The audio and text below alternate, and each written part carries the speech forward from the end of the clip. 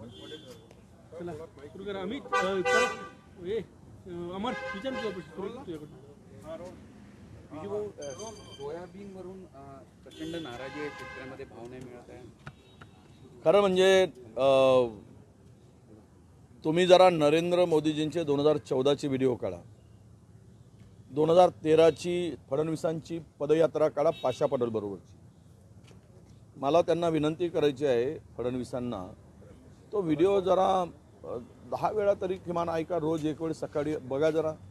तुम्ही म्हणाला होता 2013मध्ये ज्यावेळेस सोयाबीनला 4,500 रुपये प्रति क्विंटल दर मिळत होता, त्यावेळेस त्यांनी 6,000ची मागणी केली, यात्रा काढली, दिंडी यात्रा काढली पाशा पटेल बरोबर आणि 6,000 रुपयाची मागणी केली.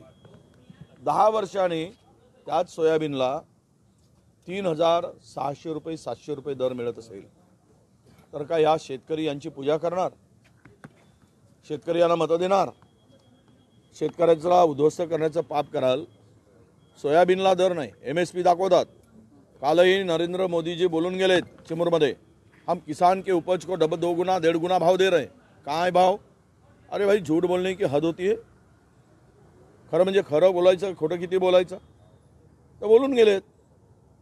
कापूस, तुम्ही ज्यावेळेस कापूस निघतो त्यावेळेस कापूस निर्यात करता, गाठी निर्यात करता कापसाच्या. सोयाबीन निघतो त्यावेळेस सोया ऑइल इम्पोर्ट करता. ज्यावेळेस भात निघतो, धान निघतो, त्यावेळेस त्याला एक्सपोर्टमध्ये 25% ड्युटी लावता. हे काय चाललं आहे? तुम्हाला शेतकऱ्याला जगवायचं आहे की नाही आहे? आणि वरून नाक वर करून विकास आघाडीला हिनवत आहे आम्ही शेतकऱ्याचं वाटोळं केलं म्हणून. अरे, महायुतीने वाटोळं केलं, नरेंद्र मोदींच्या सरकारने वाटोळं केलं. 2015मध्ये शेतकऱ्यांना कर्जमाफी देणार नाही असं ॲफिडेव्हिट सुप्रीम कोर्टात कोणी दिलं? भारतीय जनता पक्षाच्या सरकारने दिलं. आणि आज पायाखालची वाळू घसरते म्हणून ते म्हणतात की आम्ही कर्जमाफी करू. तुम्ही कोणाचा सल्ला घेऊन सांगताय? घेतला होता काय देवेंद्रजींनी आणि एकनाथ शिंदेनी सल्ला? अमित शहाजींचा घेतला होता का सल्ला? नरेंद्र मोदीजींचा सल्ला घेतला होता का? म्हणजे पुन्हा नवीन जुमलेबाजी निवडणुकीच्या तोंडावर, नवीन काहीतरी. पण शेतकरी यांना माफ करणार नाही. महाराष्ट्रातला शेतकरी उद्ध्वस्त करण्याचं पाप या लोकांनी केलं आहे. 20,000 शेतकऱ्यांच्या आत्महत्या 10 वर्षामध्ये झालेल्या आहेत. या सगळ्या पापाचे वाटेकरी महायुती आहे, महापापी महायुती सरकार आहे. कर्नाटक सरकारकडून निमंत्रण दिलं महाराष्ट्रातल्या सरकारला की आमच्या योजनांची अंमलबजावणी होते की नाही हे पाहायला या चर्चेला या म्हणून. नाही, यहाँ पे सब झूठों के सरदार भरे, सगळे इतके खोटारडे लोक महाराष्ट्राच्या गादीवर बसलेत. अरे, जे लोक दुसऱ्याचं पक्ष फोडतात, चिन्ह पळवतात, बेईमानी करून सत्ता मिळवतात, असंविधानिकरित्या खुर्चीवर बसतात, या लोकांच्याकडून खोटं बोलण्याशिवाय काय अपेक्षित आहे? कर्नाटकाला बदनाम करण्यापेक्षा जाऊन बघितलं तर तुम्हाला कळेल. महाराष्ट्रामध्ये लाडकी बहीण आणल्यानंतर कर्नाटकामध्ये आम्ही बंद केली अशी जी जाहिरात दिली, तेलंगणामध्ये बंद केली अशी जाहिरात देऊन लोकांची दिशाभूल करण्याचं पाप करताय. म्हणजे तुम्ही 5 महिन्यापासून मध्य प्रदेशमध्ये लाडकी बहीणचे पैसे नाही दिलेत, तुम्हाला ते दिसत नाही.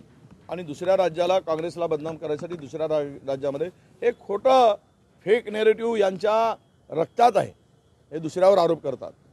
म्हणून मला भारतीय जनता पक्षाच्या नेत्यांना कर्नाटकाचं आमंत्रण स्वीकारून जा आणि आपलं तोंड स्वच्छ करून परत या. पहाटेचा शपथविधी होण्यापूर्वी जे होती बैठका झाल्या होत्या अदानी सोबत, अमित शहा सोबत, शरद पवारांच्या, असं अजितदादा म्हणाले. अदानी त्या बैठकीला होते शरद पवारांसोबत. पहाटेचा शपथविधीची जी बैठक झाली त्यासाठी आता देश जर अदानी चालवत असतील, राज्य अदानी चालवत असतील आणि जर अजित पवारांचा निर्णय पुन्हा एकदा त्यांच्याबरोबर जाण्याचा ठरला असेल तर मात्र मला वाटतं की त्याही वेळेस होते, याही वेळेस ते असावेत. आणि अदानींच्या इशाऱ्यावर ही सरकार आलं असावं. आणि त्यामुळं अदानींनी सांगितल्यामुळं अजितदादा पुन्हा गेलेत का याचं उत्तर अजितदादांनी द्यावं. देवेंद्र